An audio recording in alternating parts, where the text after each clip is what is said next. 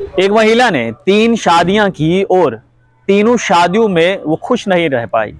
अंत में जो तीसरा पति था उसने तेज धार चाकू से अपनी ही बीवी का कत्ल कर दिया। दरअसल मामला कुछ हैरान कर देने वाला है, जहां एक मुस्लिम महिला जिसका नाम बेबी था, उसने 3 शादियां की।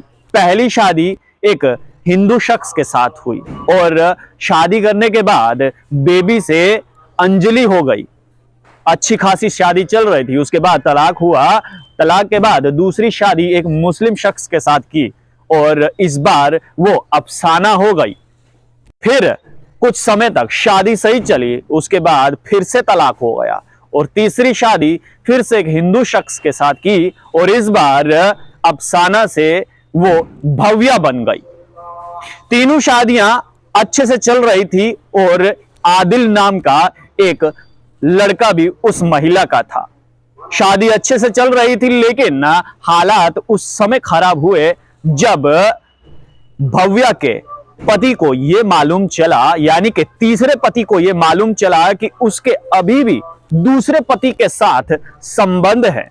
फिर क्या था, तीसरे पति को दिमाग में कुछ ऐसा घूमा कि वो अपनी ही बीवी का यानी कि भव्या का जान का दुश्मन बन गया। प्लानिंग बनाई किस प्रकार से भव्या को रास्ते से हटाना है।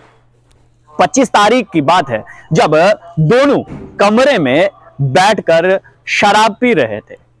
जरा सोचिए कि किस प्रकार का प्लान जो है वो इस भव्या के पति ने बनाया था। जब भव्या के पति से यह पूछा गया तो उसने अपना जुर्म कबूला, लेकिन पहले नहीं बाद में जब दूसरी बार उसको बुलाया गया उस समय उसने ये कहा कि कमरे में लिया और फिर वहां पर हम दोनों ने शराब पी। शराब पीने के बाद जब भव्या को नशा चढ़ गया तो उसने सबसे पहले टॉवल से उसका गला घोंट दिया, उसके बाद तेज धार चाकू से पेट में वार किया जिससे भव्या की मौत हो गई और टॉवल से वो निशान मिटा दिए, खून के धब्बे जो है वो साफ कर दिए। बेटे आदिल से यह कहा गया कि मां सो रही है, डिस्टर्ब ना करे। ये आदिल का बयान है कि पिता ने यह कहा कि मां सो रही है, उसको डिस्टर्ब नहीं करना है। और कुल मिलाकर ये शक उस समय हुआ जब पोस्टमार्टम के लिए भव्या की डेड बॉडी को भेजा गया। पोस्टमार्टम में यह देखा गया कि पेट में चाकू का निशान है।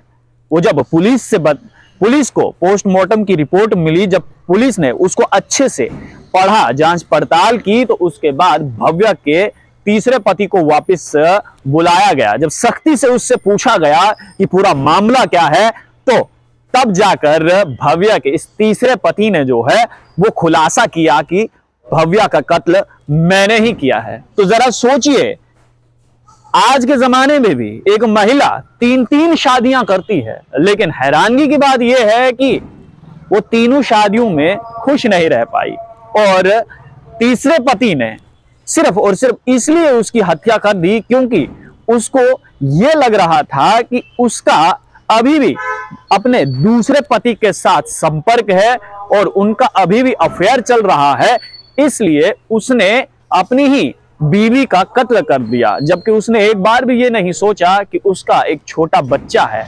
अब बिन मां का बच्चा कैसे पलेगा, ये तो ऊपर वाला बेहतर जानता है। आप लोग देखते रहिए स्ट्रेट टॉक्स। मुझे यानी देव ठाकुर को दीजिए इजाजत। धन्यवाद।